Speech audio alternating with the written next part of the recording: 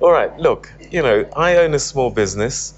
What is wrong with me employing a labor broker to supply labor and that they deal with all the HR matters?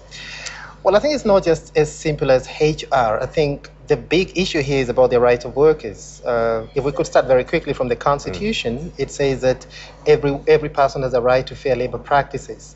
And that's where the concern is that with labor broking, a lot of the rights that workers should enjoy are not realized because there is a confusion.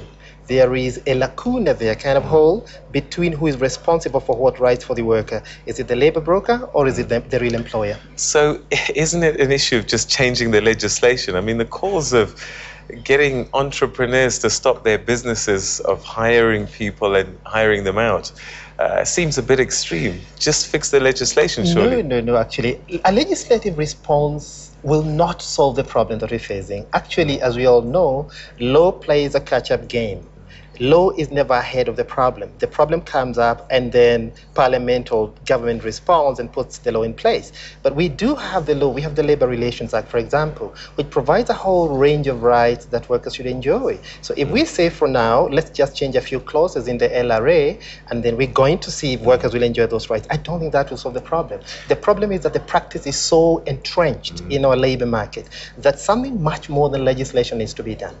Like what? Regulation is what government is calling for. Isn't that an answer? Well, that's not sufficient enough. Now, we have two extreme positions here. As you correctly pointed out, Cosatu says ban them, outlaw labor broking, and Cosatu is supported by NACTU, the National Council of Trade Unions. FEDUSA, on the other hand, which is the third major federation in the country, says, no, let's have a kind of compromise position where we don't ban them, but we regulate them to an extent. Business says, watch out. If you ban us, these are the consequences. We're going to lose a lot of jobs, foreign direct investment will be lost, and we're going to lose things like learnerships. But now, how do we then ensure that on the one hand, we create employment, and still at the same time, that we allow entrepreneurs to get into the market and to do what they can do, which is, run businesses and create employment. But they provide a service, surely. It may be a service, but what I've seen around when I look at the argument for and against labor broking is, do labor brokers really create employment? As you say, they create a service, so not necessarily employment.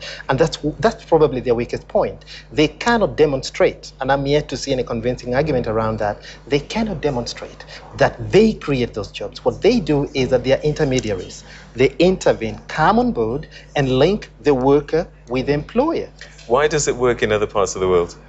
Well, it doesn't work very well. Actually, I've got a brief experience of the UK. Yeah. I lived there for a while, a couple of months, and I worked, and I was employed through labor brokers. It was the worst form of exploitation that I've suffered in my life. You get paid a small amount of money, much of that gets taxed very heavily, and the labor broker takes a significant chunk of that from you, and that's what we see. So labor broking is a phenomenon that's very closely associated with what we call the liberalization and privatization of our labor market. All right, Kimani, we're going to have to leave it there. Thank you very much indeed for joining us on the program, sharing your thoughts with us. Thank you for having me.